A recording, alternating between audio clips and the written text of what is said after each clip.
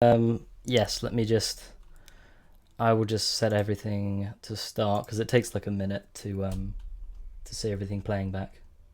Okay, I didn't want to get off on too much of a tangent. To start because it takes like a minute okay, we are actually live right now. There's like a few seconds All delay, right. but yeah, we should be live right now. Okay, I should probably mute the stream then so I don't get the echo going. All right.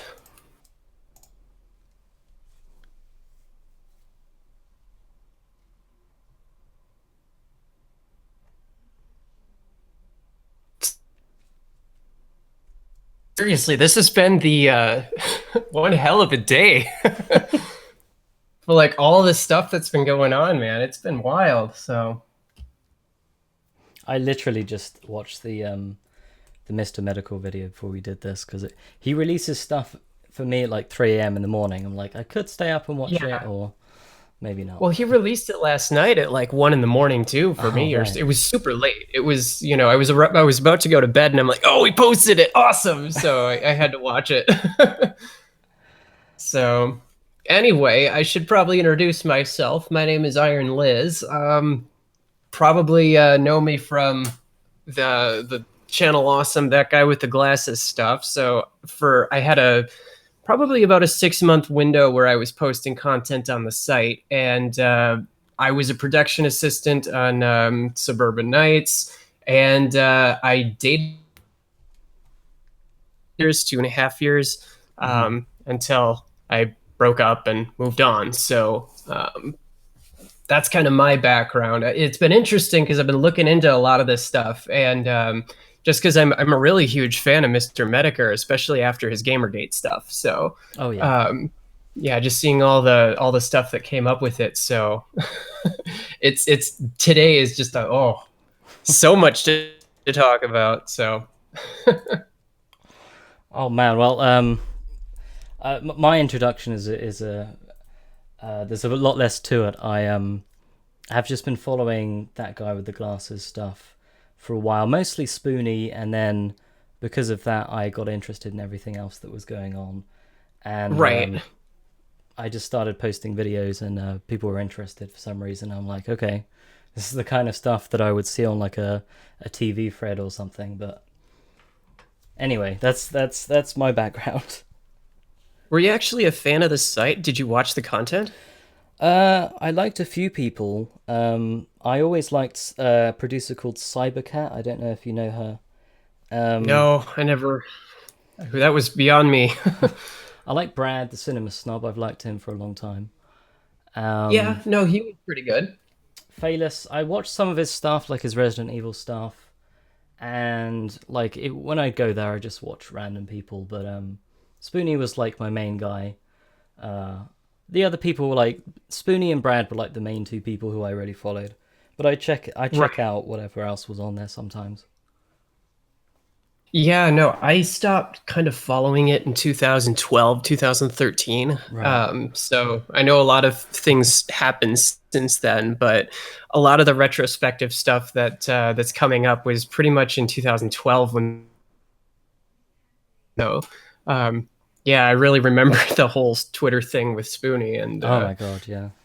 one of the things too is I was in a tabletop game with him, and he kind of nuked everything from orbit when that was going on. So he was like, "Yeah, I don't want to run the tabletop D&D anymore or Pathfinder because bad things are going down." And so I was like, "Okay, sure." And that was, but at that point in time, I was still interacting a little bit with Linkara. We would occasionally hang out, but Okay. we had a mutual friend who actually passed away due to cancer, and pretty much the funeral was, I think, in 2013, 2014, and that was kind of the last I've really hung out with him at any capacity. So, I stopped by. Well, no, I take that back. I stopped by when he was filming his movie because a bunch of people were in town, and I got off work, and I haven't really exposed myself to that guy with the glasses in a number of years. So it's kind of interesting to see the retrospectives on all the stuff you missed. So. Yeah, it's so it's so weird to see because of Mister Medical stuff mostly that like there's so many people who probably never even knew of the site because its popularity has dwindled in the last few years. So it's just Yeah, it's which is been really strange. well, it's a shame because I think when I first started, okay, so I started watching the content back in like 2010, 2009, Oh yeah. and that was entirely due to the AVGN crossover. Hmm. So I know there's talk to say, well, was that, a calculated plan on Tig to get more exposure? Honestly, I think it was, and AVGN played it, played along with it. And as a right around the time I graduated from college. So um, I just been exposed to it for a little while in that regard. But Hmm. yeah, no, I my first episode that I watched of Lewis's was, I think, like the Cinnamon Six or something like that, and there was a line in it that made me chuckle, which was, "Oh, it's a bunch of rednecks in the South taking a woman and turning her into a communist." And so he said something like, "Oh, communism? Will you take her out for Old Glory?" or something along those lines. I thought it was quite. I chuckled, like, okay, but yeah. I don't know if you have like a specific structure. Otherwise, I'll just keep babbling. Oh, maybe we should just try and do stuff in some kind of order. It doesn't really matter, Sure. but it just however it ends up going. But you mentioned how you were a production assistant on Suburban Knights. So what was that like? Yeah. Oh God. So okay, I can't speak for the previous ones or the ones after it. I will say though that when it came to Boldly Flee, that's the only movie I had to shut off because it was just too. It was so preachy and so like, oh my God, it was so uncomfortable. I had to shut it off. But yeah, Suburban Nights. I was there. God, that was 2011, and so the filming of this movie was pretty god awful. Yeah. So what ended up happening was they fly people out for these productions, and so they had people fly in all the way, from Benzai in France to Hmm. Film Brain in the UK. I think he's in Swindon. Um, and then everybody across the United States. And so we were based up in Minneapolis and they're in Chicago. So rather than pay to fly Linkara down there, they approached him and said, "Hey, can you drive?" Well, he didn't have a car, and at the time we were living together, I had the vehicle, and so he asked them, "Well, hey, can Liz come along, and she can help out?" So I was like, "Oh, sure, yeah, absolutely, I can be a production assistant." So to, we drove all the way down to Chicago, and as it started, they were much more like, "Oh, we got to play things safe and play things by the book." But as Hmm. time kind of got on, they just really shifted the rules around a little bit. So, for example, they put everybody up in a hotel, right? And it was kind of a not so great hotel. It was right next to a Denny's and right off the highway. And so they had two rental vans, like airport vans, that would shuttle people back to the house where they filmed everything. And in that case, they were like, "Oh no, Liz, don't use your vehicle because it's not insured, or if something happens and we'd be liable." But as time kind of went on, they because the weather wasn't cooperating because a lot of it was shot outside, and so they're like, "Well, Liz, can you help us out a little bit because we can't keep driving back?" So Wow. I mean, as far that's just one example, but like, and I should preface this here right now is I don't hold any malice to any of them. I wish them all the best of luck. I want them to succeed in life and be prosperous and satisfied. And I'm not like accusing them of any sort of crime or malfeasance, but there's some things I thought were a little sketchy at times. But anyway, for as far as the shooting went, we were two groups, right? So they had like a one team, they would do shoots on during day, and then the other one I think would stay inside or do other things. And so shooting started at about 6 o'clock in the morning. So you had to be down in the lobby at 6 a.m. and it usually got finished. So it was really like grueling long days. And so the idea was half the people would be shooting, the other half would be resting. Right. So in this case, I was still kind of new and I was a little naive, I think. And so I thought, well, hey, I'll just help out both days. And so I was working those days essentially unpaid, using my vehicle, um, during that duration. And because at the time I was still kind of like, well, maybe if I put myself out there, they wouldn't mind putting my content on the site, because I was still I don't know. So I pretty much did that every day for the week that they were out there, except for like the last day when I went until like 4 o'clock and I was just too burnt out to continue on. So um, and yeah, they didn't really cater things either. So for example, they're going in the park, right? Well, those Right. shots that they morning, and they were probably some of the earlier shots. We initially got breakfast at like a Dunkin' Donuts, and went into these parks and just would wander around. But by the time we were done shooting there, it'd be 4 o'clock in the afternoon, and nobody had any lunch. I mean, you can't leave the site really, because it's so, trying to get food or shuttle lunches was always something of a little bit of a tricky bit, because they wanted to stay within a budget. So um, we would Holly and I would usually end up going and getting something, but it was not. I would always kind of.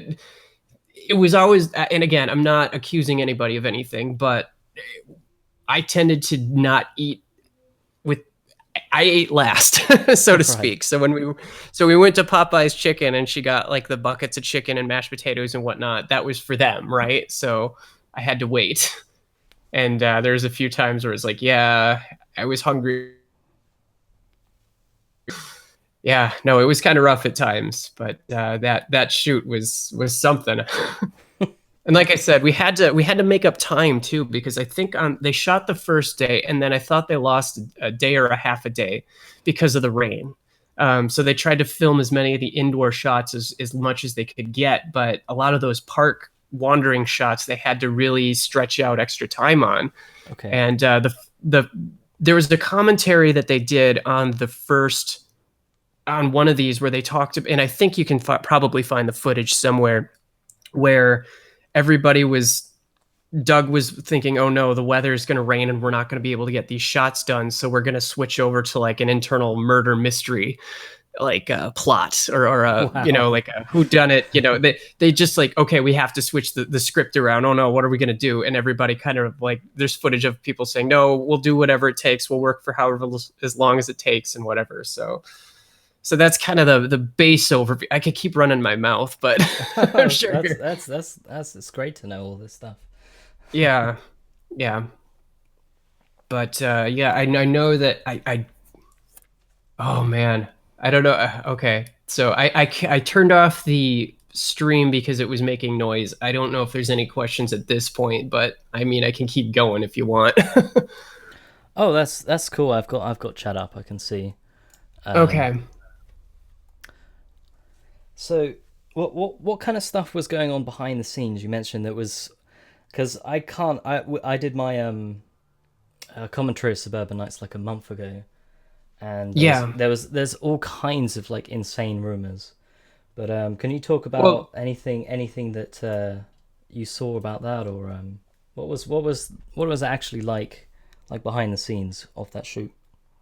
uh, well, I think one of the sketchier things that I saw, and I'm not accusing anyone of a crime. I don't know the full story. I only saw what I saw, and it was so long ago. But one of the things, I don't know if they had permits to shoot in those parks. Right. Um, some of the conversations I had with Holly, I didn't made me to believe maybe they didn't, but I don't know. So it's pure conjecture. The other thing too was, so back when they did the Kickassia, for example, right? They filmed, and there were a number of like minor injuries just that took place. So I think Nostalgia Critic was dressed up like M Bison, right? So they Yeah. had like a metal star or something on his hat, and so Brad Jones uh, grabbed his hat or something like that, and he ended up slicing open his finger on the metal Oh star wow. thing, or the metal pin, and so he was bleeding pretty badly. And the other thing too was, in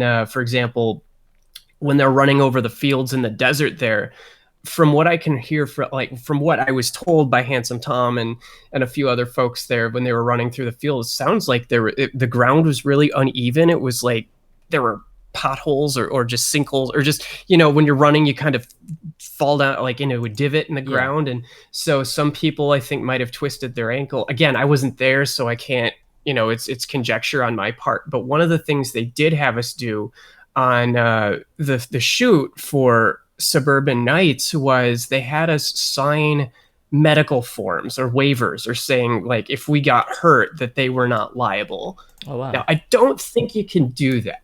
And I don't even know how legal or what else. For all I think they have a lawyer. I don't know. I'm not a lawyer. I don't know. But at the same time, there was, if you pull up the footage, remember with Malachite, and the cloaks kind of go up, and he kind of stomps on one of them with his foot, and like smacks to the side. Well, that original shot, I was cloaked too. So I forget what happened. I think they had some person they were wanting to do that with, and he had to cancel. And so they're like, "Hey, Liz, can you do this?" Like, sure, I'll be cloaked too. So in one of those shots, he kind of stomps his foot downwards, and he basically got my knee. And so I crumpled to the ground, and, like, oh my God, what happened? And before that time, when they got there, everybody signed them, but I hadn't signed one immediately because, I wasn't I wasn't part of the, Sure. the talent, right? So they didn't have me sign it. So I kind of limped back to the house, and I'm like, I'll just put some ice on it. It's fine. But then they were like, Liz, you need to sign this document saying Oh, we're not medical. that's really shady. I remember that. It's like, geez, guys, thanks a lot. But, I was fine. It was just, I got a bruise on there that lasted a week, and I just iced it, and I was fine. But yeah, it's stuff like that where it's just, and again, I don't know all the specifics. I know when it comes to filming and film shoots themselves, most productions will have on-site insurance for stuff like that. So you can buy, filming insurance. And I don't know if they had it, but if I had to guess and speculate, my guess is they probably didn't. So it was stuff like that where it's riding the line a little bit, and maybe it is, maybe it isn't. I don't know how specifically. Okay, well, let me say one more thing too. Okay. They were always about, oh well, the talent is they're contractors, right? So they're not paid by the hour. You're paid in exposure, was one of the things that they talked about. Right. And so the idea was, oh, well, since you're a contractor, you don't need to follow the same rules necessarily. But I don't believe that's accurate. I don't think you can say, well, you're a contractor, we don't have to give you a 15-minute break, or, a lunchtime or something like that. Because again, when you're filming out in the middle of the woods, and you don't have transportation, and you're kind of just out there, you don't really have a way to go get lunch. You don't have a way to, recharge your batteries a little bit. So it's like, oh well, if that were the case, and you didn't have to follow the same rules if you were a contractor, then why would anybody hire anybody, right? Yeah. When you can just contract out. I don't know the story. It's been 5-6 years at this point, so who knows? But I just remember them being like out there was just.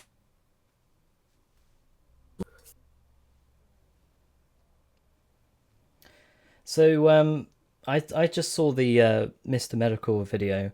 What's your take Yeah. on like the whole? What's your take on how he's approaching that? Maybe we can get into the last one. Sure. Sure, I'd love to. So our internet aristocrat, or Mister Metokur, I have a lot of respect for the guy. Hmm. He kind of inspired me with his Gamergate stuff to kind of speak out on what I saw. So I'm just going to preface. I want to answer your question, but I want to set it up Oh, I'll first. go for it. It's fine. So basically, in around 2012, 2013, well, no, it was closer to 2014, I think. I volunteered at a sexual assault helpline. So I'm a post-op male to female transsexual, or a tranny, if you want. Don't care, whatever. But has a high rate of sexual assault. So I wanted to be a part of the solution for that. I guess you could say I wanted to. Mm-hmm. I belonged to a demographic that was overrepresented, and I wanted to do my part to reduce that in some ways. So I volunteered at a sexual assault helpline, and when I was there, I noticed certain things that I didn't really pick up on until Jim pointed them out. So, for example, and don't get me wrong, they did really great work. But when we were in training, for example, they had us an example. They had a chair, right? And so they Mm-hmm. had one person stand on a chair and then the other person lay down on their belly beneath the chair. And then they said, okay, well, describe what you see. And so the exercise was essentially to point out privilege, right? So the Ah, I person see. standing Yes. on the chair was more privileged than the person beneath it, and they person had to see. And so I saw things like that, and I just sort of rolled my eyes, like, okay, whatever. I don't think it's that cut and dry, um, but as time went on, I started seeing doubts with it because again, they gave out that 1 in 5 women statistic, and I believed it because I trusted Mm-hmm. the numbers. And so, when Mister Metokur started releasing the Gamergate stuff and saying, well, this is the social justicey stuff, I started seeing it, and I started thinking, well, wait a minute, the goal here should be to support people regardless of their background. And there seems to be, like, I remember the director, for example, had a story about how she was talking to her husband about privilege and how he said, like, he got upset by that and said, I don't believe I'm privileged. I'm not out Mm. to oppress people, and I want to support you. You're my wife, and I provide for my kids. And she was like, well, you still belong to a society of whatever. And I'm like, wait, it kind of got inspired me to get off the bench a little bit. And the thing that was really starting to disturb me was the whole, well, I speak for trans people, I speak for GLBT people, and Mm-hmm. and everybody's out to get us, and everybody's not. And I'm like, no, it's the not your shield thing. Yeah. So it's like, don't use me as this moral grandstanding that you can stand up on. So I felt inspired enough, based, again, I had these unique backgrounds, especially with Channel Awesome, and so I felt compelled to go onto Lord Cat's stream and say, you know what, I need to come out and be honest with folks, because I was a little bit closeted back then, and I don't think I was quite so honest when I was on That Guy with the Glasses about my identity. And so I said, yeah, this is the way I am, and I support Gamergate and what it's, ethics in journalism, and Mm-hmm. not this vindictive, I guess, almost, I hate saying the word, but almost communistic attitude of placing people into groups and saying you're the oppressor and this is the oppressed. And Mm. it's stuff like that that really kind of drove me out of the left. So, but anyway, with Mister Metokur stuff, I was, I actually went on his stream with Hidden Terra a couple years ago to talk about trans related stuff. I think I saw that like ages and ages ago. Yeah. Exactly. I don't know if it's still posted or not, but I feel like, again, I felt compelled to do my part. If I'm, fuck, I forget the exact phrasing, but it's like a person in a time of great moral upheaval who stays neutral. The hottest places in hell are reserved for those who, in times of great crisis, maintain their neutrality. That's what it was. And so, I didn't know all the answers. I didn't know all the situations or whatever, but as I started to realize, most of the vitriol that I was getting was not from people, coming from the folks on the left who demanded Mm. I toe the line. And so, it's like, well, it's I don't know. I was always of the opinion that I want to be convinced, right? Mm-hmm. If I'm doing something wrong and somebody points it out, well, okay, yeah, no, show me how I'm wrong. The quest for truth, it's intellectual humility. Mm. And if I want to be informed, I want to be doing the right thing. And if that's not, it's easy to get caught up in groupthink, and it's easy to get caught up in, you know, this zealot-based ideology where you think you're right and you're so right, and it doesn't matter what anybody else says because you're that right. I think that's, reading history and being raised Jewish, it always made you aware of stuff like that. And so I was more and more starting to see it. And rather than convince me, people just condemn me on the left, saying, oh, or you're whatever. And so on my Twitter, for example, I have it as narrative heretic because I feel like a heretic, or it's like I disagree with the orthodoxy, so I have to be burnt at the stake a little bit. So, I don't really associate with too many GLBT groups anymore because they have an orthodoxy to them. So, but anyway, I've digressed a little bit. So yeah, that's kind of how I started with his stuff, and the retrospectives on that guy with the glasses. I think he's more, what I appreciate about Jim is that he's not being a troll. He's acting more as a journalist. He's saying, this is what happened. These things were stated. These are the examples of the evidence, and draw your own conclusion in a lot of respects. Sure, he's sarcastic and he can be acerbic, but I think he's giving you a balanced report of what actually took place. Because there's so many people out there that just want to bring, anybody in the public sphere down a peg or two, and maybe they're deserving of it.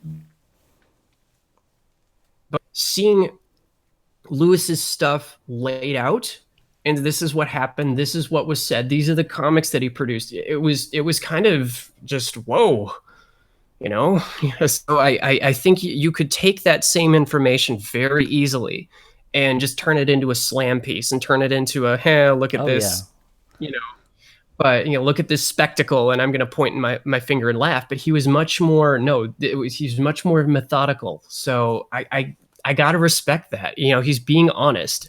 And there's a lot that he could have put in there. I mean, I don't know if there's going to be I think he said there was going to be a second half, and maybe I'll get in there and I'll be mentioned on it. I just hope he's not too rough on me, but I think it's a whole drama video coming, but yeah. So you know what, to be at this point, whatever happened in my past happened, and I take responsibility for what I said and do.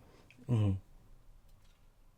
I was not I didn't feel really grown up by comparison to now. So, you look back, for me, it's looking back on this stuff and going, holy crap, oh my God. Like, it's embarrassing. It's embarrassing. And I can't believe I put it out there, some of that stuff. Like, I had so one of the gamers that I used to game with, so when they purged Blip, for example, when they shut Blip down, I just let all those videos die. I didn't save them because I was embarrassed by them. I'm like, geez, look at this stuff. It's so cringy.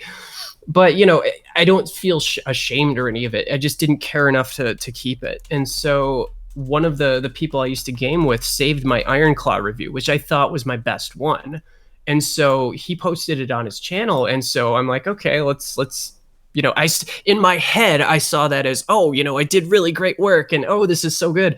And I turn it on, and I'm like, holy shit, I was chunky back then. Kind of, herp-de-doo, it's like, oh, geez, not oh, Jew.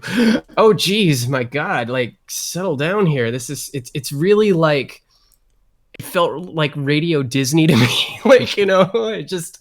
Okay, and some of it was good, and some of it I could see, the shots were all right, and I brought up some good points, but it's like, man, I've come a long way since that, and it's kind of funny to look at it, but yeah. Anyway, I'm babbling, so stop me here. I thought it was really interesting with Mister Metokur's stuff, is he was looking at it in the same kind of way I was, in that almost that guy with the glasses is like this social phenomenon with all these.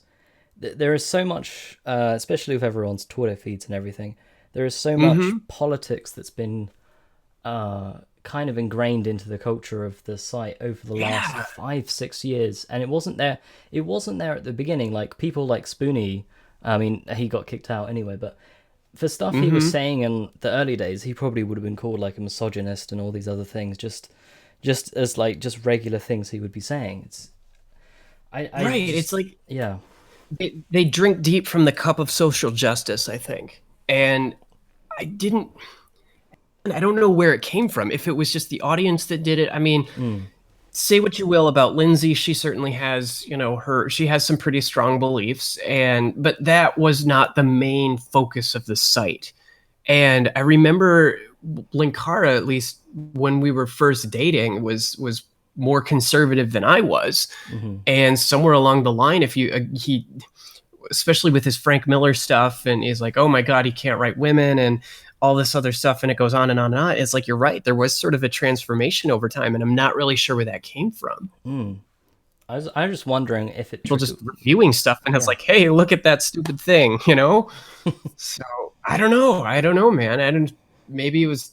Uh, Maybe it's just the culture at large had reached that critical mass. So I mean, for me, when I saw the Spoonie Twitter meltdown, him getting fired and everything, that was the first time where it was there was something going on, but there was information that was being like kept behind the scenes, and it was just hmm so shocking at the time. It was just like, why is he being let go? And I mean, obviously, what he tweeted was the most bizarre thing I've seen, but that was the first time I had seen anything like that on that guy with the glasses, because I didn't really get engaged with like the forums or anything.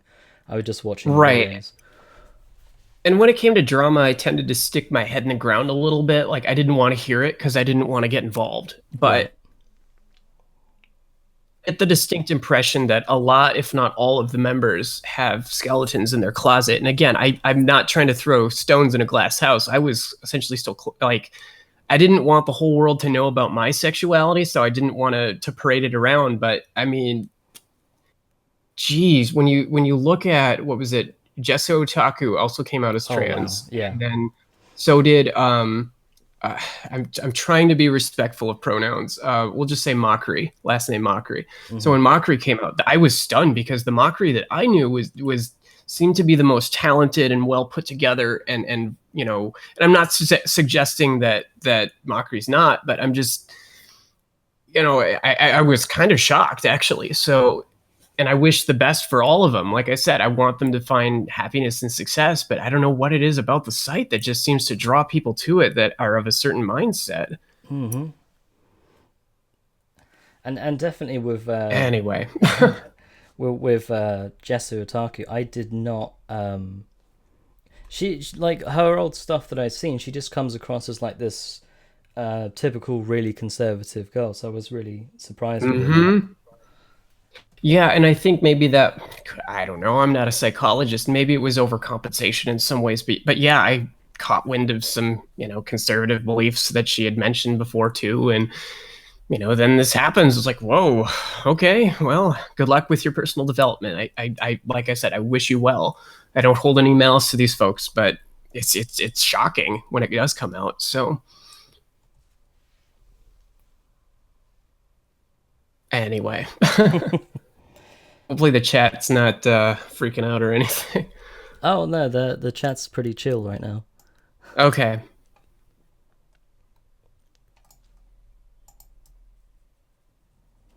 Is there any is there anything else from that guy with the glasses that you wanted to talk about? Because I just really wanted to listen to your point of view. Well, I think what I see with a lot of the folks there is I see some good people that are good people at the core of it, but they make some bad decisions at times. And I think a lot of it is for me walking away from it and kind of going, you know what, I'm not happy doing this, and I this isn't what I need to do to go to the next step of my life. I think that was absolutely the best decision I could have made.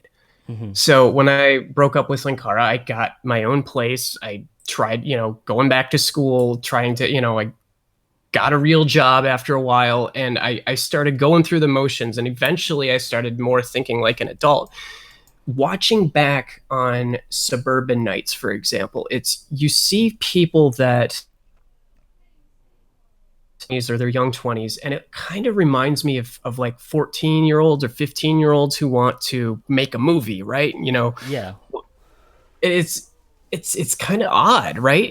When you're looking at it from a different perspective and you're not in it, right? You're not participating in it because you don't get that same self perspective that you would get looking out. You sort of realize like, holy cow, what are, you know, kind of like the like a Peter Pan syndrome. Like I don't want to grow up, you know, and when I visited Linkara's shoot the few times that I was out in that area, you know, I spoke with Obscurus Lupa, who's a really sweet person. And I spoke with Angry Joe and a number of those folks, but it was sort of like coming back to a like a high school reunion and Hmm. seeing people that just sort of didn't move on quite so much. And so I found it a little disheartening fun little stupid hobby to sort of start on. And I know that in their heyday, some of them were making good money on it, but there comes a point in time though where it's like, you know, when you're a child, you think as a child and spoke as a child, but when you become an adult, you have to put away childish things a little bit. And I didn't see that so much. So, you know, it's it's complicated. I hope they find what they're looking for, but for me personally, I don't think it's healthy to live in a sound chamber or an echo chamber, you know, because everybody on the sites or whatever were always telling you good things. The praise was just coming at you from left and right. And I would run into people on conventions that would go, "Oh my God, you're IronLiz. Oh, I'm still sorry, you know, I'm so starstruck," and whatever. And you grow to like that after a while. You think it's more about, you know, well, what I'm saying must be true because people are telling amazing, but in reality you're just living in this bubble where nobody says, you know what, you are acting like a jerk, you are acting like, you know, a hypocrite. You actually can't take criticism. You do have a, you know, a paper thin skin, and you've got a spine of a jellyfish, right? And that's why I started to respect a lot of the trolls a lot more, is because they're calling it for what it is, to be honest, right? So maybe not in the terms you want to hear it, but in the end, there's two types of criticism, right? There's the criticism that's not true, right? That oh, you're stupid or whatever, blah blah blah, or completely irrelevant and you don't care, and you might find it annoying. But the other kind of criticism is the criticism that's right, and that kind of criticism, you know, in the back of your head, they're telling you the truth, and that's the stuff that hurts, and that's the kind of stuff that really stings hard. And I think a lot of folks isolate themselves because they don't want to look at themselves in the mirror and say, you know, like, I'm an asshole, or I'm this scummy person. And from my moment of epiphany sort of hit me when I was working on the last video I really did when I was reviewing the tabletop role playing game stuff was I alluded that I would do a Red Dwarf tabletop RPG. So we're talking about this really niche game that maybe in total only 1,000 people have played, and I played it at a convention, had a bad experience with it, and it was just stupid and irreverent. And so I remember going through the footage of this stuff and going, oh, look at how bad this is, and aren't I smart and witty and whatever. And it just sort of dawned on me like, holy crap, this is what I'm doing with my life. This is the sum of all the effort that all my teachers, all my, you know, my parents and schools and clubs and the this is the sum of all of that energy, and I'm writing an irreverent review over a product that nobody played. Well, congratulations, you're totally not wasting your life. Wow. Like, yeah. And so it's like, oh my God. And you know, you're your own self, you know, your own worst enemy. And so that's where it sort of dawned on me, like, dude, I can't keep doing this. So that's where I had to move away from it and say, I don't know what the future is going to look like. I mean, if I had put more effort into it, I could have maybe become more popular or successful doing internet reviews. But like I said, it wasn't healthy for you, and I wasn't happy doing it. And I had to make that change. So, but I've just been babbling away. I have a couple of questions from your time when you were on Suburban Knights. Did you ever talk to Spoonie, or somebody's asking if his persona was the same like off screen as it is on?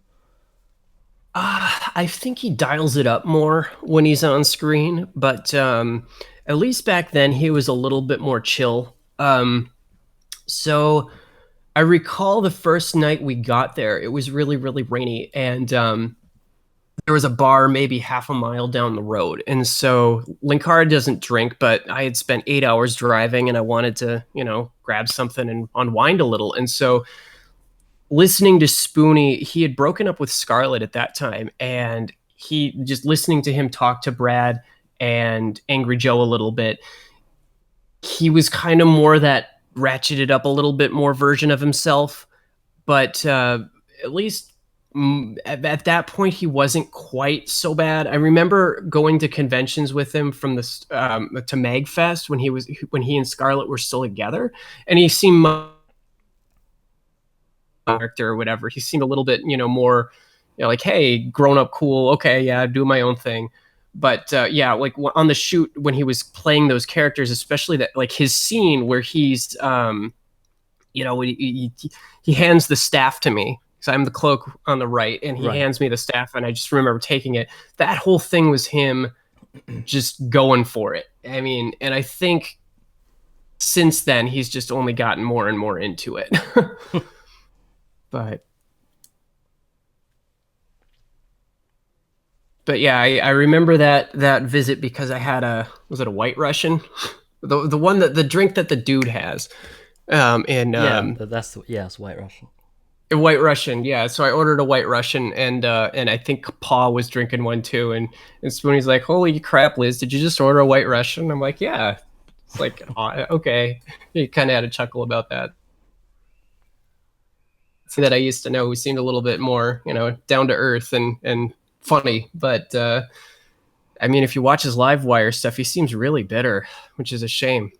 Oh, he does. Yeah, he. I really don't understand why he became like that, because out of everyone from that guy, he was doing the best out of almost everyone. His Patreon used to have $5,000 a month to do whatever his Spoonie experiment was. So I really just don't know what happened to the guy.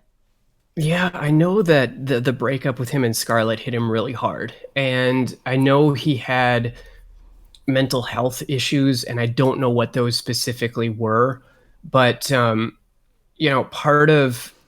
part of dealing with being unhappy is getting up in the morning, taking a shower, getting dressed, going out, doing stuff, and just saying, you know what, I got to keep going. I got to live my life. And I think if, especially producing videos and whatnot with Linkara, we had such a bizarre, especially when we were doing it full time, we had such a bizarre time schedule where we would go grocery shopping sometimes at like 3:30 in the morning and nobody's there. So it's really easy to become a hermit, and become sort of isolated. And I think maybe that didn't make things easier. So, I mean, yeah, can't really speculate because I wasn't there, but it does seem really noticeable that he really kind of broke down a little bit, and it's such a terrible shame because I think he, especially when he got the Mashable award, he was on cloud nine, and he was producing some really funny stuff, like the Ripper and the Phantasmagoria stuff. I thought was great. I mean, I'm sure if I revisited it now, it might not be so funny, but just because I've grown up a little bit. But like some of those, like some of the lines he had were really clever, and it was quick, it was snappy, and it was funny, and it was well timed. And now, like, I think the last one I ever watched was like a February one, and he just seemed much more slower, and it was sort of going through the motions a little bit. So maybe he just lost his passion for it and just couldn't get away from it. So, if you're making $5,000 a month off of it, well, you're kind of pot committed at that point. So yeah, that's the thing. That's the thing that I can't get my head around is like, especially with Linkara, because he's probably one of the most hardworking, who does something every single week. How you can maintain that? Like, it's like, what's the long-term picture? What's like the end goal with this? I know, right? Be doing another internet review next week. I mean, is that what you want to be doing when you're 40? And thank you. That is exactly what I asked Linkara once. And I'm like, you gotta realize there's you only get maybe 5 years before your content you start slipping away. And I'm like, are you gonna retire doing this? Are you gonna, like, what's the game plan here? And Lewis told me specifically that he wanted to keep going as long as he possibly could. And when I kind of pushed on it a little, he said, like, well, I wouldn't mind becoming a comic book author or stuff like that, for working for Marvel or for DC or something like that. And along those lines, it's like, okay, that's fine. But those industries are dying. Mm-hmm. So it's if you've been doing this stuff for 10 years or however long it's been, I mean, that's a pretty significant gap on your resume. If you're not, I saw so much lost potential with that guy with the glasses, because if you were to compare them against Red Letter Media, for example, Red Letter Media started off with the Mr. Blanket reviews, it's this character-based review, the same way that buzz and a lot of character and a lot of energy behind that. Yeah. And but the difference was Red Letter Media moved on. They started making half in the bag reviews. They started making movies. They got an actual set to film off that wasn't just butcher paper, taped onto a wall. They made their own props. They invested in their camera work. They went above and like they did the Wheel of the Worst stuff. They had all of this extra content that they sort of became much more of like a film company. And as a result, if you look at the Patreons that Red Letter Media gets, I don't remember the exact number, but it's somewhere in the neighborhood of like 50 grand a month. Oh shit. So it's they make, and it's like more power to them, because they're as a result they're able to make movies like Space Cop and Feeding Frenzy and all these other things in that YouTube creation.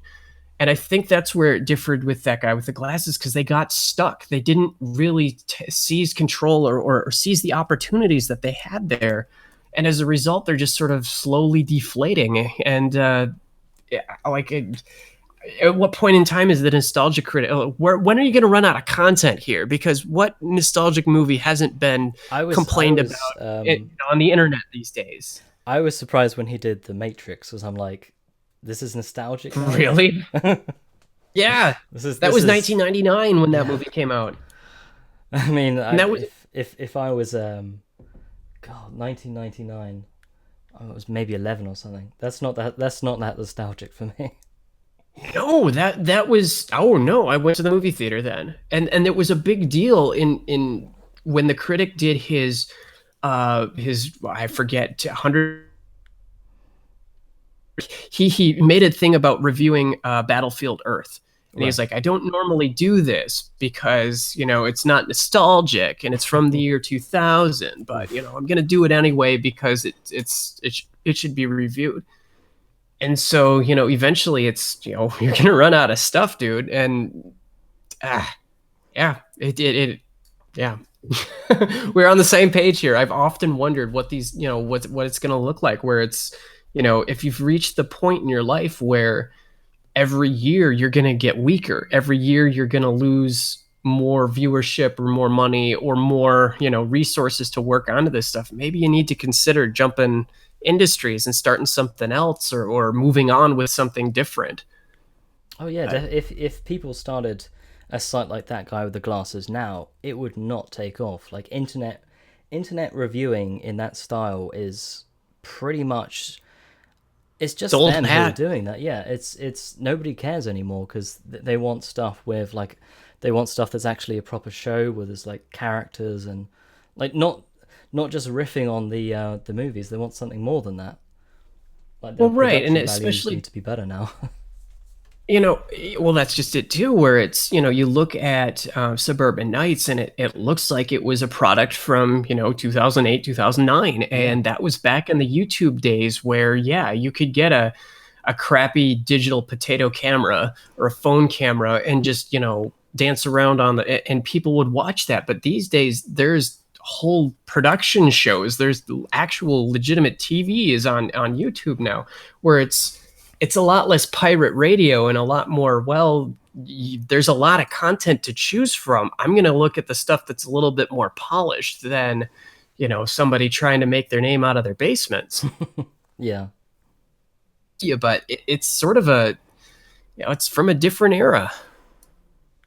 I do know that, I don't know about the other producers, but I do know Spoonie wanted to leverage his stuff in order to get into journalism. He wanted to get into games journalism with PC Gamer back in 2008, and that was, I think he always wanted to go that route, because he talked about wanting to get into PC Gamer, he talked about wanting to get into television, but he didn't have any connections because he's like a regular guy. I just wonder how common that is with that guy with the glasses producers, if that was like the mantra for them. It's like, okay, maybe one day I'll be recognized because of this. Well, I think Lindsay at least had something along those lines. She had aspirations of filmmaking, and she went off to do I forget what it was called, and say what you she still produced a documentary. She still produced her own independent content with the idea that I want to move beyond that. And I don't think it worked out. I haven't really looked into them very much, but I think the attitude, especially with Nostalgia Critic, is that when they decided to kill off the Nostalgia Critic, it was like killing the golden goose, where it Oh was yeah. like they realized, holy crap, we didn't take into account the money difference here. So no, we gotta ride this out. And I don't think they put in any contingency plans, and they didn't invest in what they had. So Oh man, oh, it's it's like they had no. It's like all the money they make goes straight into like a new set that they barely use, or like this green screen thing that's in like one review that somehow looks worse than what they used to have. right. And again, I'm not accusing anybody of malfeasance or a crime Hmm. or any of that. Money went. With the whole the game show thing, Oh it's wow. like they made a lot of promises with that. They promised, I think, 60 episodes or something ridiculous, and it was supposed to be okay. Fine, if you're gonna make a game show, be realistic though. Don't promise what you can't really deliver on. And the Hmm. other thing too is they were taking visitors, and those visitors had to pay for their own accommodations. And like I think the best thing they could win was like $100 Amazon gift card or something ridiculous. Where it's like, why would you? It's it didn't seem like they it seemed like a scam in a way. I mean, ugh, I don't know. I'm just saying what I'm feeling, but from what I knew that at least back in the day, it was sort of the ownership of the endeavor was cut up between it was looking like now. And I think personally from posting stuff, it was always the assumption that, Doug is the star, he's the walkers are the ones who are in charge, and everybody else is just sort of, well, you're second to that. Hmm. So let me give you an example. When I got on the site, Holly, the HR lady, was kind of going through the requirements to staying active and staying in good faith or whatever it was. And part of the requirements were that you had to post at least once a month, or once every, I don't know, 2 weeks, let's say. I forget the time frame, but I've seen 2 weeks. I think that's probably what it was. Yeah.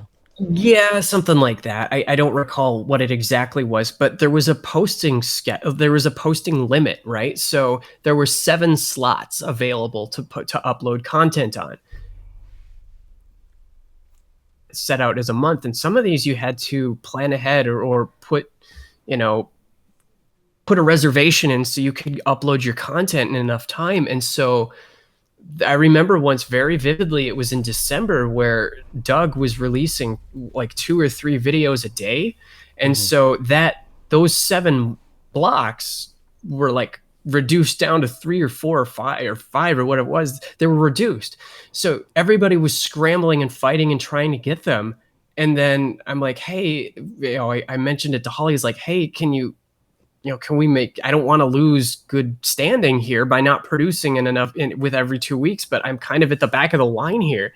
And she said, well, Doug's the star, and it's with him, and this is his site. So, okay. So I know there was a point of contention a couple of years ago when they were upset on links for other producers.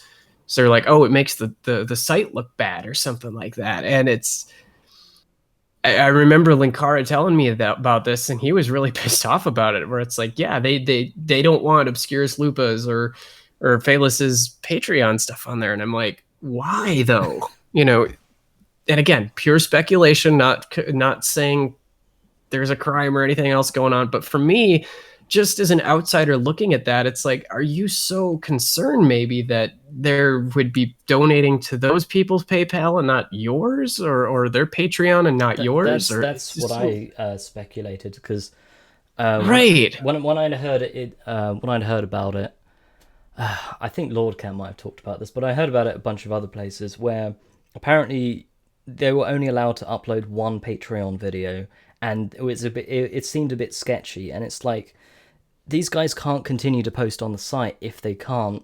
Especially people who are trying to do it full time. So I don't know what other reason they could have. Right, right. And I think it was, they didn't pay the producers, right? So all of those shoots and all that stuff was unpaid. And you're paid in exposure. So the idea was if you go onto this site, more people will be able to see your name, therefore more people will watch you, you'll get more ad revenue, and when Patreon came on, they'll maybe donate to Patreon. But it just seemed really like aggressively, no, everything belongs to us, everything is us and it's mine. And so that was beyond, though, when I was still there. But yeah, I remember with all the content creators they had at that point, it was really hard to get a slot just to upload something to the site. So, and then it's like, oh, well, Liz, you haven't weeks. And I'm like, well, I can't. So it's interesting to hear that it, I had wondered if it like became that way, if it was always, but like if gosh, it was, I couldn't tell you. yeah. I mean, I was late into the game and I didn't stay for very long when I was on the site. And but if I had to guess, I would think that when it started, they wanted to get more people coming to them. So it was much more, well, these people will bring their fans with them and then they'll stick around and look at other content. But I don't know if it necessarily panned out that way. I think people, when they were posted there on That Guy with the Glasses, they were much more willing to just go there for that content. They weren't necessarily willing to sort of stick around and look at what else is there. And this is the thing with Blip going down, is that there's so much less reason to go to the site, because it's like, are you going to build your brand off that guy with the glasses, or are you just going to try and be like, is there's a conflict of interest already if you're trying to build up a name on YouTube, because it's like, where are you going to rely on like where you're associated with, because you won't be on That Guy with the Glasses forever. Right. And I think it was a better way to monetize it, to be honest, because on if you think about it, if you have a website, you can only sell ad space on that website. But if you have, like, I don't know, 20 producers and you get, I don't know, let's say 1 million views, well, every single one of those views can generate a piece of ad revenue. So, I mean, you'll get, especially if you work more closely with the people posting, that have that negotiate with the ad revenue folks, you can get a bigger slice of that pie. That's kind of what I'm thinking, is that it was much more financially viable for them to sort of go with that direction. But Blip.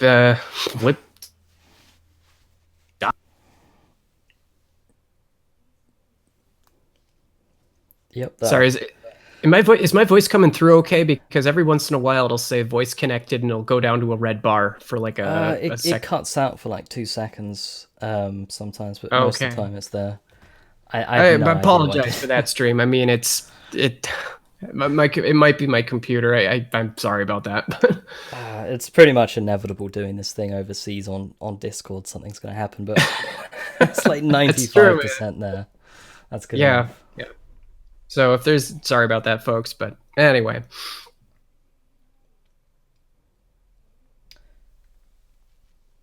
Is there more kind of questions that they've got, or anything else you want to go with? I'll just take a quick look at chat. A lot of stuff that's coming up in chat is just like what we ended up talking about anyway. Mm-hmm.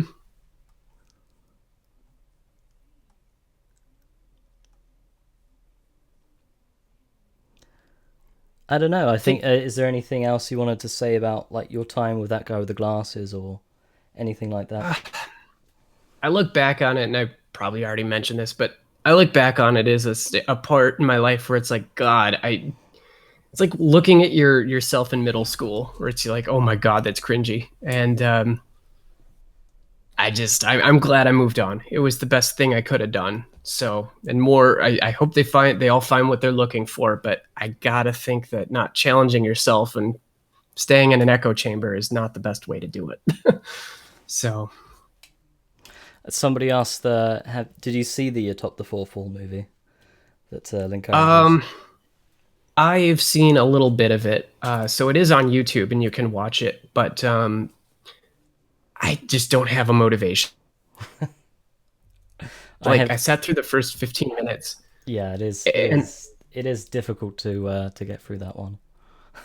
well, it's like I sat through the first 15 minutes and I'm like, okay, this part should get cut down a little bit. He's talking to the government Yeah. guy and it's just going on a little bit too long. They're like, okay, why is the camera shaking a little bit? And it's like, this is Oh gonna bug no. me. So I watched the first 15 and just sort of stopped. But more for me, it's watching it that was my old apartment, right? And my Hmm. my thought was, holy crap, Lewis, clean up. Like everything is so messy. Hmm. Um, but that's where I was thinking in that movie. But yeah, I know it turned into a vehicle of just sort of self-adulation, which, to be honest, that's what all the movies do. Whether it's the AVGN movie or Tig with Tig stuff, where especially into Boldly, like guardians of morality and content, what we do is important, and that was the whole SOPA stuff when it was around. Oh yeah. And it was like it was so overbearingly preachy. Hmm. There came a point where I think it was Luke. I guess, sorry, I don't mean to mockery. Was speaking to one of the characters doing the whole Jedi thing, and it was, oh, beware of the dark side of filming or in money and creation. I'm like, oh my god. And I was watching it with Lewis at his apartment, and I'm like, dude, I gotta turn this off. I gotta turn this off. This is too much. It's sort of like here it felt really preachy, and it felt really sanctimonious. And especially when they're going through, even beforehand with Brad, with can't afford to pay you because of piracy, and it's just like, oh, come on, you guys, just stop. It was, yeah, it was too much. The whole Star Wars analogy, just, you could see it, what they were trying to pull off, and I didn't think it was clever. I didn't think it was poignant. It was more frustrating. Yeah. And it was funny because Lewis told me, like, it's funny, I showed this to some other friends of mine, and you're like, you're the one. I thought it was not going well because you weren't laughing at anything. Like, yeah, I was trying to be a little polite here, but if you have a point, that's fine, but just don't. It just sort of felt like the aggressive, like I remember when Brad Jones once, Brad Jones reviewed like a rock and roll "Is It Worth It" video or something like that, where it was like, fundamentalist Christians saying, oh, rock and roll music is the spawn of Satan and whatever stuff. But then I looked into it and realized it was about devil worship, and hell is not such a bad place to be. It kind of felt like that, where it's just this really over the top proselytizing. Oh It yeah. just I just couldn't do it. So Oh, the thing that I think encapsulates that so much is um, when demo reels, well, like when demo reel failed, and then he had to bring back the critic. That's just like the show must go on, guys, and he tried to frame it like the hero is coming back, and it's everyone knew that it's just because there's just no money in demo money. reel. Well, the other thing too with To Boldly Flee was I was not present for that shoot. I was not there. But I can tell you definitively what Linkara talked to me, and was right around the same time that our mutual friend was having cancer complications, and so we just would see movies occasionally and hang out. But he was saying the thing is with these scripts, right? So these movie scripts, the Walkers wrote all of it. So the plot lines with Film Brain kind of being this, toadying, I want the nostalgia critic to like me stuff, that was entirely fabricated by them. They wrote that. Those were the lines that they came up with, and then, you just had to go with it. So when it came to the return stuff, I think the Walkers had a different mindset of what they thought, or at least Doug did, of what was funny. So Lewis told me, again, pure hearsay, can't verify it, but he told me that on that shoot, I don't know if you've seen To Boldly Flee, for example, but I they have I have seen it in parts. It's not a film I Okay. can get through in one go. Right. I know, right? But okay, so there's this scene where Doug is in a Judge Dredd outfit, Yeah. and he's running around screaming and shooting and stuff. And from what Lewis told me, he said, like, people on the shoot were saying, Doug, this isn't funny. It's just it's going on too much. And I think he was trying to, one of the things that Doug Walker really was sort of channeling later on with the Nostalgia Critic was kind of like a Daffy Duck sort of thing, where it's like insufferably, hey, I'm loud and stupid and obnoxious, and that's funny, right? And people were, at least on the shoot, from what Lewis told me, is like, no, it's not funny. It's going on too long. And I think there was some. So, that's okay. I can't, and again, take this with a grain of salt, but there was a scene apparently where, because in the plot line of the movie, people are being robots and is like wearing the Judge Dredd outfit. Um, and so I think he was going to like assimilate Lindsay, right? And so Lewis told me that when it came time for the shot to have Lindsay go into a room and then um, have him kind of follow her in there and then like make noises like it's like potentially implied rape, or to make kind of rape jokes or analogies on this. Again, I can't verify it. I'm only saying of what I heard, and it's hearsay. But people had to say, dude, this is not something that maybe we should put in there. That doesn't feel appropriate or funny. And I mean, in the final cut of the movie too, it seems a little off. It's just a little kind of, that's kind of, so. But yeah, a lot of the, you go with what the script was. And Film Brain, for example, if you think about all of these people, they're selling a brand, right? Mm. Their creations are a brand. They're an intellectual property. And so it affects your intellectual property if you have, your character kind of take, the Nostalgia Critic taking the piss out of your character. Because if you go to, for example, in Suburban Knights, Film Brain is played as like this simpering yutz, this whiny, like, and he's kind of over the top excited and whatever. I haven't really watched Film Brain's stuff, so I'm not a huge fan of it, but unless that was incorporated into your original content, I would be a little kind of irritated. It's like, no, I don't want to say this stuff because it's going to make me look bad. I think Film Brain got a raw deal on a lot of stuff. Over with Spoonie, the fans really didn't like it. So, but he's a nice guy. He's a nice human being. I really liked hanging around with Benzai. Benzai's a hoot. Benzai is doing pretty well now. As when I tried looking him up, he's doing French YouTube, and he's actually built up his own brand, and he's doing, like, out of everyone, there's like Angry Joe, Benzai, people like that are just they've made their own brand, whereas so many other people haven't. Right, and I think with Benzai, it's like, oh, is he gay? No, he's just French. He's flamboyant. He's over the top and enthusiastic. It's Benzai. It's not like, so there was the whole is he gay thing, was like the video he did, like, yo, my name's Benzai. You know that I'm always kissing guys. Like, that was a thing a fan made. That wasn't something he made. And so I guess on the shoot with Benzai, it was all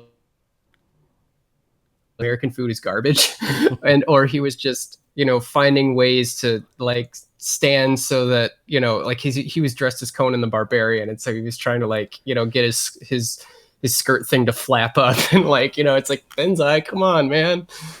But yeah, he's a hoot. As we say in Minnesota, he's a hoot and a half. So the was it that the feeling on set did the feeling on set get worse as the shooting went on, or was it like a grand plan that it was consistent the whole time, or what was that like? Oh God. So I think it started to get worse over time, because one of the things that the Walkers stated when they were in this kind of crunch time, do we continue filming Suburban Knights, or do we switch scripts to something? Their barometer tests was when they were filming at the second house, where it's the messy basement with the computers on the walls. That was somebody else entirely. That was a friend that they knew. Well, Linkara, by that point in the day, it was probably past 6 o'clock, and nobody had anything to eat. Linkara was hot and grouchy, and they remembered that when they were filming the Kikassia one, he was like, "Oh yeah, let's keep going, let's keep going, let's keep going," and he was, I think he snapped at them, and so they realized, "Oh man, this is not good." But when everybody got together, it was like, "Oh yeah, this is great, and let's stay up drinking a little bit and catch up." But when time went on, it was, I think people were just getting exhausted, because you out in the middle of the woods, for example, it was also cold. I think that Sunday that we were the wood chip trail, walking through that park with the cloak fight, that was actually on Easter Sunday of that year. And so I'm not particularly religious. I don't know if any others were, but it was sort of like, yeah, you're filming on Easter. Is that sort of idea where it's just okay. And during those days too, when they're first walking along that bike trail, that the trees are bare because it's cold out. Those mornings it was hovering around freezing. So if you'll look at 8-Bit Mickey, he's dressed as Peter Pan. So he's got this costume on. He's wearing tights. He's not wearing anything warm. And so we were in the middle of this park, and they had all the stuff at the van. And so when they were not, when the witch showed up, for example, they were all kind of there, and they were just like shivering and trying, if I were running that thing, I would have brought blankets. I would have had like a craft table or whatever to, for like the cheese and meat trays and whatever, just off it back a little bit, so you could go back and get something to eat and warm up with. But there was nothing there. So, doing that for 12 to 16 hours or however long it was is really grueling. And, it depended on some days of where, once everything was done, sometimes they would have a group dinner, but other times it was like, okay, you're on your own. So I know Lindsay in particular was getting really, frustrated by, well, there wasn't really anywhere to go, and you're limited in transportation. So like I said, there was a Denny's next door. And so she was getting really frustrated of eating Denny's all the time. It's like, I don't blame you. That stuff's not so great. So I think I wasn't there I was tired, and I went back to the hotel room and slept through it. But it's, it started off, everybody was kind of bouncy and having fun. And then after a while, it's like, okay, let's go through this. So there was definitely a diminishing return there. So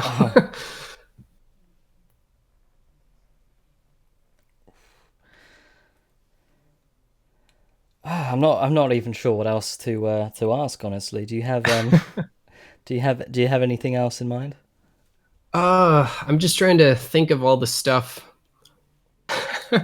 So I actually remember talking about this, right? So there was a commentary somewhere, and I don't know where it is, where I think it was myself and Holly that were commenting on the movie. And when it came to the explaining who Malachite was, right? Like of a guy holding his hand up, and he's holding a spear, and he's got the long hand, or the long hair, and I'm like, oh hey, I know that character. That's Hennet the Sorcerer from Dungeons and Dragons. And she's like, what? And I'm like, yeah, that's like, it's 3rd edition Dungeons and Dragons. That's like when you open up the 3rd edition D&D book, right? They have sample characters. Well, that's Hennet the Sorcerer. Whoever they paid to draw that, it's almost like traced. It's pretty funny. It's like, holy, and I didn't realize it. Like, I was just like, oh, I know what that is. It's, oh, maybe we shouldn't point too loud or say things too loudly, but it just looked really cheesy. It's like, like, oh, you probably traced it. The other thing too, just a few random other pieces. There's a scene in the opening bit, and this kind of goes with Benzai. He legs and says, "Oh boy, a movie." Well, that's because he wasn't in that opening shot. He was actually in the living room to the side, just sort of drinking a cup of coffee or eating something, and just sort of going through the script, figuring it out. And they realized they shot all that intro stuff, and he wasn't present. So they're like, "Oh my god, we have to reshoot it." And so that was to fix an error. But yeah, I mean, I'd probably remember more stuff if I just watched it again through it, just to remember all the things that we did. So I think one of the worst moments on that shoot was when they fight on the playground, right? Mm-hmm. So that field that they ran across, I think we had to take like 7 or 8 shots of it, I remember there being a lot of shots of it. And by that point I was dressed up in the cloak outfits, and that entire field was just covered in goose, like running across it, and the bottom of your shoes were like this pea green slick. And so it's like, yeah, it was going up on at that point in the time, I was just like, okay, I don't want to do a fight scene. I feel gross.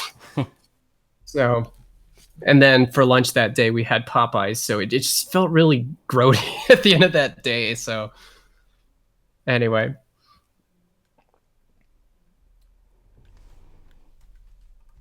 I mean, it just listening to the commentary, it was like, oh my god, IronLiz is a Republican. I'm like, oh, that's funny.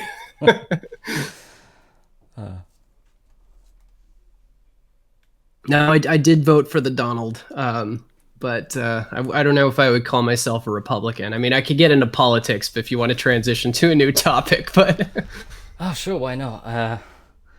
I follow American politics. My mother's American, so I follow most of it. oh, okay, okay. Yeah, no, I voted for the God Emperor, so yeah, no, I was pretty much set to vote for Gary Johnson, I think, until the Pulse massacre happened. Mm-hmm. And that sort of changed a lot of things because I was out of the country at the time. I was in Curacao. I vacation there. It's a Caribbean island. It's great. But they were showing this on TV, and as it was developing, I'm like, there's no way they're gonna try to call this a gun control issue, right? This was the largest, single most violent massacre, domestic terrorism act, shooting in American history. Like 50 people were killed, and another, I don't know, however many, were dozens more were injured. And then the politicians go on and say, "Oh, we need gun control because if this didn't," it's like, are you serious? You're not even gonna say no. A Islamic terrorist, domestic terrorist. And it was just, it made me realize that it was about power. It wasn't about serving your constituencies or serving the people who voted for you. It was I think the reaction was, well, we need to spout the gun control narrative so that we can try to, number one, have a moral high ground, and number two, try to get the Muslim vote.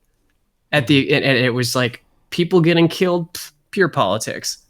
It's kind of ironic because in England, it's actually the left-wing party now who are calling for more police officers to deal with the increased terror attacks because there's not enough funding into that.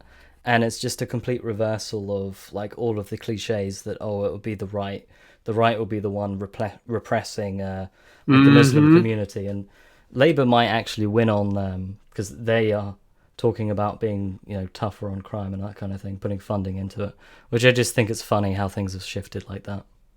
I know, right? I mean, like Hillary Clinton was saying, "Oh, we need to put up a no-fly zone in Syria." And Russia, basically, like there's I forget which general it was, and you can hear the politician like visibly gulp when he says it, where it's like, if you were to put up a no-fly zone in Syria, it would mean war with Russia. Russia was invited into Syria, and now you're trying to do the same thing you did in Libya.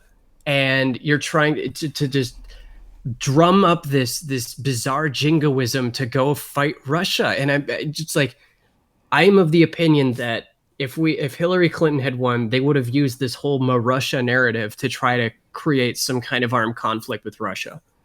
I was a little bit afraid at the time, like this is something that should not be happening at this point in history.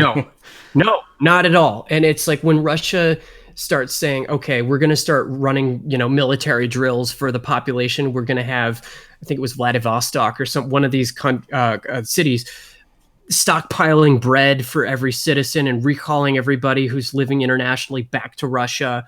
And they activated the dead hand switch, for Christ's sake. That's if we get nuked and there's no response saying, no, don't launch, the system will automatically respond and launch missiles. It's like when they activate that means they're not screwing around.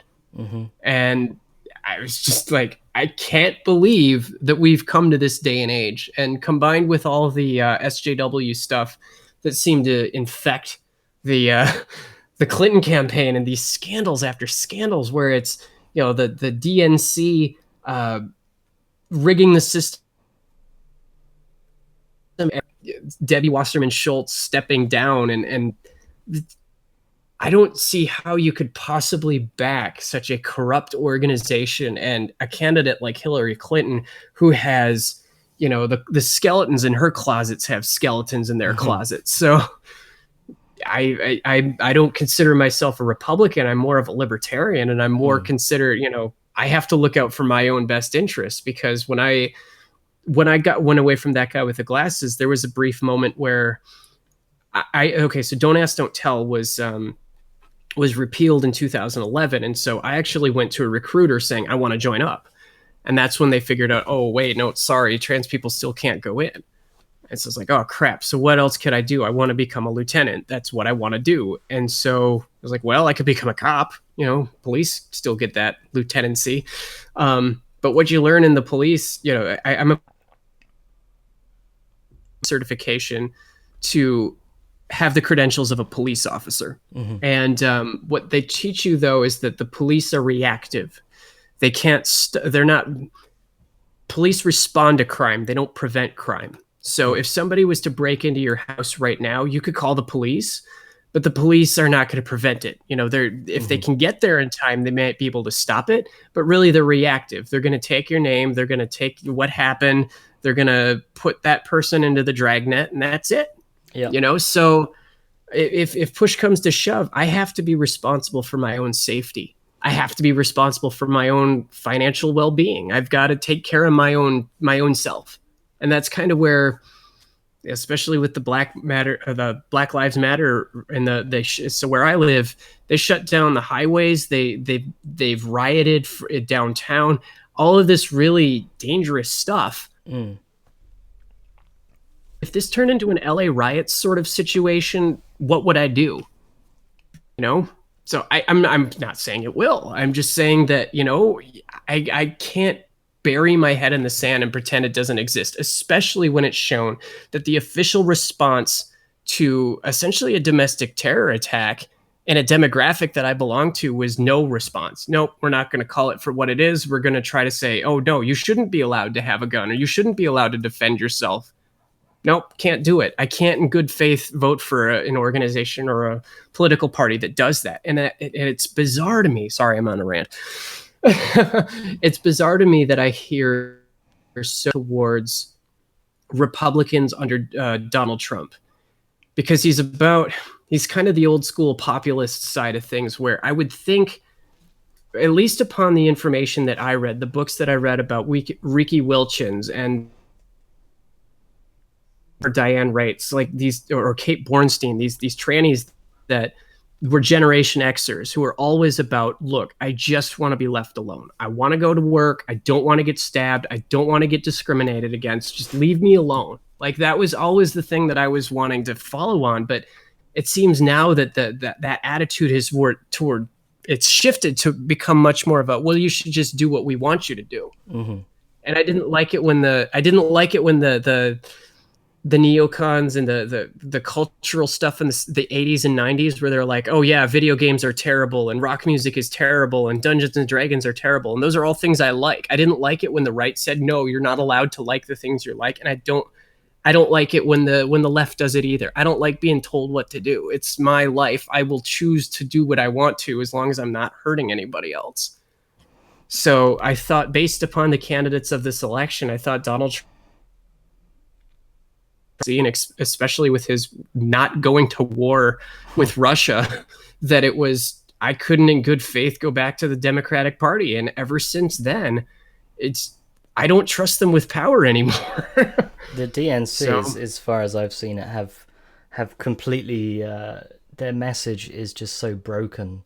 Like ages ago, the last clip I saw was some white woman standing up and she was saying something like, "Oh, I can't speak for you." She was making it all about it's just making everything about race and not actually talking about any issue. And it's just it's my job to shut people who are white to stop them from talking. I'm like, are you insane? Like, can you imagine if the shoe was on the other foot? Can you imagine if she went up there and said, it's my job to make it so that black people can't speak? Can you? She would lose her job. Betrayal and lawsuits that would come out of that. And now it's somehow okay to do it. It's like, this reminds me a lot of what the Khmer Rouge did, or what the Soviets did against the kulak farmers. You know, I can't believe that it's gotten this way. And I voted for Barack Obama twice. I voted for every leftist DFL politician, Mark Dayton, our governor, or the guy who played Stuart Smalley on SNL, Al Franken. I read Al Franken's book, Lying Liars and the Liars Who Tell Them, in high school. I loved it. I voted for Wellstone, who is more progressive, old school progressive. But, I was so wanting to support them, and then they just went off the deep end. And then when they were saying, no, we have to stop, we need a recount. Oh, well, there's nothing to recount. So that he doesn't get the electoral votes. We have to pressure the electoral college voters. Well, you do realize that some of those, if they were to do that, would be a felony to them, and they would end up in jail. It doesn't matter. Oh, well, we need to protest. What? Protest a duly elected president of the United States? Well, he didn't win the popular vote. Doesn't matter. That's not how the elections work in the States. It's based off the electoral college. I didn't like it when W got in the second time or the first time. I thought it was wrong. But I would have thought that if they actually the Democrats were serious about addressing any of that stuff, they would have done it when they had all three parts of the government in 2008. So it's like, it's become so blatantly obvious to me that it's about power. It's not about it's not about helping people or addressing issues. It's about getting votes to keep you there in power. And I know that the Republican Party is certainly that way as well. But considering that everybody everywhere hates him, maybe that's worth something. If the whole establishment thinks he's a threat that he might actually change things, maybe we should pay attention to that. So, step down from my soapbox. Talking of politics, I recently found out that Anita Sarkeesian is still alive, and still causing controversy. I saw the whole VidCon thing. And I was just like, oh, good, 5 years of this again.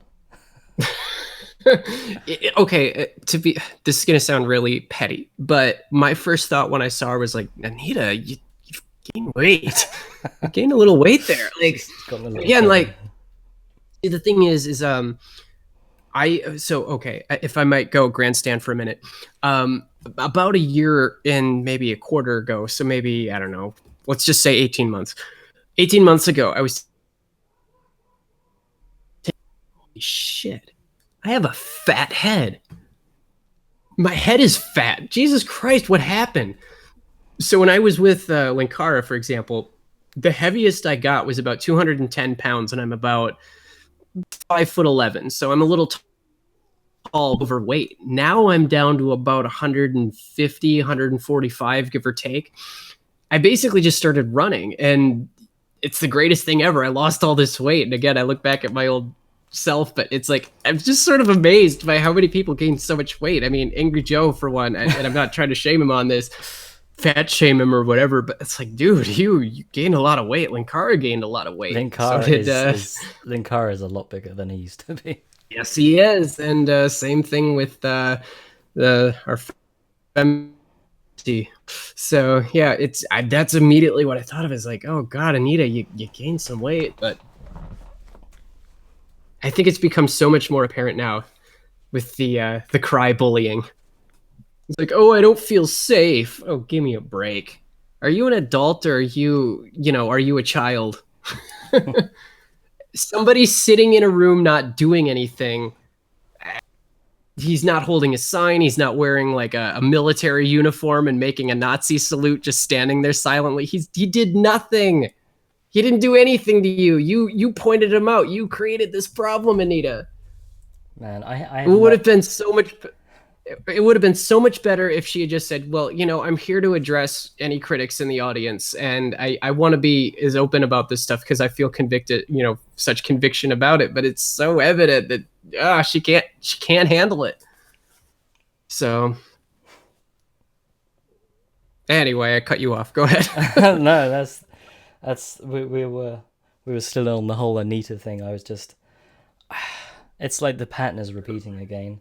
I actually went back and I just ignored her for like a year maybe, and I went back and watched one of her old videos recently, and it's like, you need Jonathan McIntosh to script this for you. I mean, the quality's gone down from what they were. Not that they were ever that good. Yeah, and see, the thing is that it's sophistry at this point, where it's like, if prior to Gamergate, I think they had more credibility, and they lost a lot of it in credibility. And it's so puritanical now, where it's like, oh, these are proportions I don't like, and this is an image I don't like, therefore it's harmful. Mm-hmm. It's so transparent. Where I think I saw a video on my sidebar done by I don't think it's Computing USA, or forget his name. But yeah, he was saying like all these women are. Yeah. He's saying all these women are getting involved in the skeptic community now, or it's like, yeah, it's because this hysterical feminism isn't palatable. They lost the cultural argument, and the best way to sort of win that argument is to actually debate it and to stand strong to your principles. And it's literally, you cannot handle somebody in a paid environment where you're with a board of people that have your back, at a con that has your back, with a security person that has your back. You still can't handle it. And I think that's, people look at that and go, no way, this is enough. I can't even buy into this anymore. Do you think this might be the straw that broke the camel's back? It might be. I don't know. I don't know how they can swing this with all the too in the election. The videos out. We'll see. It's gonna be difficult. Well, Jonathan McIntosh, yeah, he was kind of the puppet master a little while there, but I don't want to call him a cuck. I'm not going to do it. So. Oh man, that's the only thing that's the only thing I can think of when I see that guy's face. Anyway. Well, it's funny because the PC principal and those guys, if you look at the images that they're based off of, he was one of the characters that they modeled on the are you PC, bro? Yeah. So it's just, yeah. I don't know what you're getting out of this, dude. It's, okay. Well, I wish you the best. Good luck to you, buddy. But oh, gross. But anyway, I digress. I think we've covered politics. You were talking about you mentioned to me earlier how you were playing like the new Mountain Blade game or something. Well, it's not new. It's so I'm a huge fan of like the Sid Meier's Pirates game, right? So that game came out on like Sega Masters way back in the day, and they remade it in 2005, and I played the shit out of that game. And Mountain Blade is very, very similar to that. So it's more of like a medieval. It's trying to be a little bit more simulationist. I think it came out in like 2008, so it's pretty old, but it's very much in that line of, you know, kind of creating a group of people that follow you around and you're like a pirate and doing all this sorts of stuff. So it's very like, I couldn't get enough of it, so I couldn't put it down. I know there's an updated version or a Mountain Blade 2 sometime soon, but my computer probably can't handle it, so I'll be playing this one for a while. But yeah, as far as games go, I'm more interested in the strategy and simulationist stuff. So I was way into Crusader Kings 2. Europa Universalis 4 was also a favorite. The paradox systems were great. So that's cool. I used to play like RTS games like years ago. I used to play stuff like Age of Mythology and stuff like that, but I never got into like the more simulation ones. I didn't have the patience for that. One of the again, to sort of digress and tie it in, there's a game out there called Victoria 2. Right. Now, Vicky 2 is great because it combines, like, it's essentially the starts with the crowning of Queen Victoria, and through it you see, okay, well, this is the colonization stuff, this is the political stuff that was going on, this was the women's rights stuff, this is empire building, these are, and it takes every major political nation, faction, or whatever that existed for that era, and you can play as them. So you can play as China, or you can play as or Japan kind of starting out, or Sardinia, Piedmont, and things like Rinaldi's red shirts will come up and they'll unify Italy. And I found that incredibly educational as well as really fun, because it made me realize the danger, I guess, of authoritarian politics. Because like every sort of there are political parties which are actual historical political parties to the nations themselves, but whenever communists take over, they make it party system. Everybody's a communist. You can have social advancements. So like Europeans will start off having no slavery. And then in the United States, you can like abolishing slavery is a thing. But under communist, there's only two like mindsets where slavery can return. And that's if you're a reactionary or if you're a communist, which is also true. You look at things like the Khmer Rouge and what they did. It was essentially slavery. And I would argue that North Korea is a slave state as well. So, you know, it's stuff like that where it's nice when it bleeds over to reality a little bit, which is why I'm way into history. So yeah, EU4, Europa Universalis 4 is also like that. So StarCraft is fun and whatnot, but it feels a little bit more satisfying when you can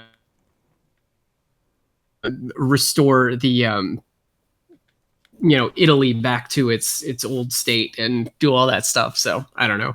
I'm a geek like that. But. Oh man, my choice in games was a bit more childish. I was playing Persona 5 recently. I used to play. That was Atlas who made those, right? Yeah.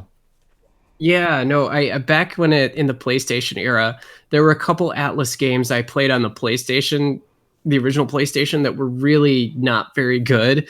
It was like Tail Concerto and Rhapsody or something like that. Oh, and yeah. They were just not very good games. And so I remember thinking, oh, Atlas games, they're not that good. So I haven't even looked at it, but I know Persona 5 got a lot of buzz when it came out. Yeah, a lot of JRPGs are really not that good. They just have really, really rabid fan bases. So it's like the ones that are good are pretty rare. Yeah, I will say that when it came to Final Fantasy, I really respected Spoonie's retrospectives because Final Fantasy VIII was released on September 9th, 1999. Yeah. And I remember it was like 9/9/99. Oh my God. I played Final Fantasy VII and really liked it. And we were all so pumped to get Final Fantasy VIII coming out. We were all like, oh my God, this is going to be great. This will be great. This will be great. And we finally got it. And it was kind of that, oh, this is still good, I guess. And ever since then, it sort of went downhill. Like Final Fantasy IX, I liked that game. It was simplistic, but everybody hated the art style. And then 10 came out, and that was the death nail for me. It's like I can't deal with Meg Ryan. It's just I can't stand him. So there's out there. I don't have the time.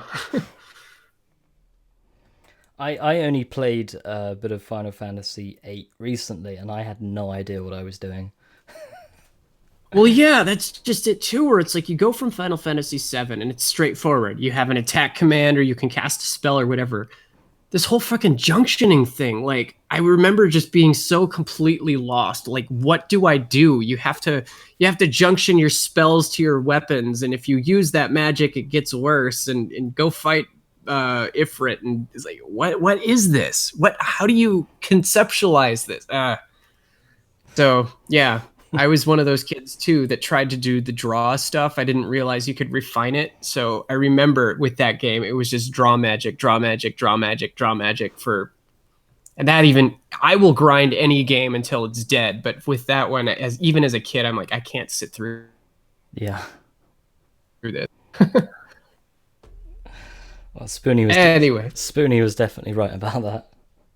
well, yeah, and he was right where it's like, yeah, you can refine them, but I remember with that game specifically, when I was a kid, I would buy the game itself. I wouldn't buy the strategy guides because my parents were like, "No, we're not gonna do that."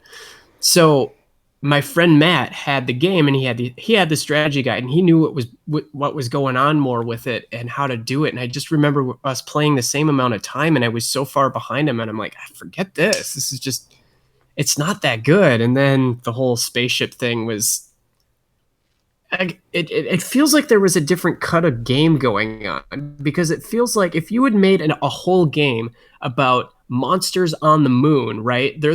They come down as like this giant horde, and they pop like a zit, and then they infest the earth below. That's like that's like Silver Thread stuff. Oh yeah, no, you can make a game out of that, and they don't do anything with it. It's like, who's writing this? Like, just doesn't make sense. Yeah. No, sir, I don't like it.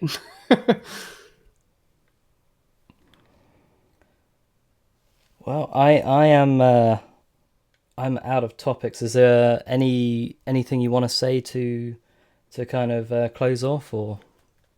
I think we went through most of it. I would say that, like, I'm really looking forward to seeing what Jim's next reviews are going to be, and I'm really looking forward to, like, I liked your Prima stuff. It sucks that they keep trying to shut you down, but again, that I only like happened once. But I think what actually happened with my flagging is, I think people might have confused me with Jim when I put up, because I put up a video which was advertising like a Patreon for Spoonie, where it's like they would run like these joke ads on his site, and I put up a video where I endorsed that Patreon because it's just too funny, and that got flagged, but it went up I think around the time Mister Metokur's video went up, and I don't know, it looks like they may have conflated me with what he did, but it doesn't really matter. Yeah. But I gotta say, that is top tier trolling. Oh my god, is that top tier trolling? You know what's funny is that he can never run ads on his own site ever again. Oh my god. Like, the guy who had it, what he's done is he said, we'll stop like taking payments because the ads aren't running because Spoonie's taking them down. But if he ever tries to run ads again, he'll just put the joke ones up. So that's literally the closest Spoonie has come to responding to anything I've been involved in. Yeah. Which I think's funny. I gotta hand it to that guy. And again, this is what I used to not like trolling, and there were videos made of me that I didn't like, but at the same time, it's a commentary, right? It's a criticism on that he hasn't produced anything. Yeah. And so people are mad at him. Right, and it never would have happened if he had followed through on this stuff. And so yeah, if I were in Spoonie's shoes, I'd be upset. but the also thing that maybe why it would sting so bad for being targeted like that is like it's true. And it's so brilliantly clever that I thought it was amazing when I heard it. And yeah, I wouldn't like people to treat me that way, but I also think that you are what you eat. Your integrity is based on what you do. Yeah. So anyway, I'm sure we've probably chatted way too long, but it was a pleasure chatting with you and kind of going on about what happened. So this was really unexpected, but I had a lot of fun doing this. So good. Yeah, no. I'm kind of an open book on a lot of stuff too. I don't want. My only concern is that the channel awesome folks try to come like, whoa, what are you doing? I don't want to cause drama or whatever, but but that was what it was. So I have no idea. What by the time Mister Metokur gets to the end of his series, it's going to be everything's just going to be so different. Like the chips are going to lie in different places. But I couldn't predict what's going to happen, which is half the fun, I think. Yeah, I couldn't either, and I don't know who he has lined up. So, I mean, I know Jesu Otaku or Jacob Otaku. They were kind of a smaller fan base, big ones, but I don't know how long he's going to do it. So, Well, should we end it here? Is there anything else you want to say before we stop? Nope. that's everything I got to say for right now. But if you ever want to do one of these again, just hit me up and we can do it. Yeah, definitely. I was gonna say something stupid like jet fuel can't melt steel beams or whatever. Fuck it, whatever.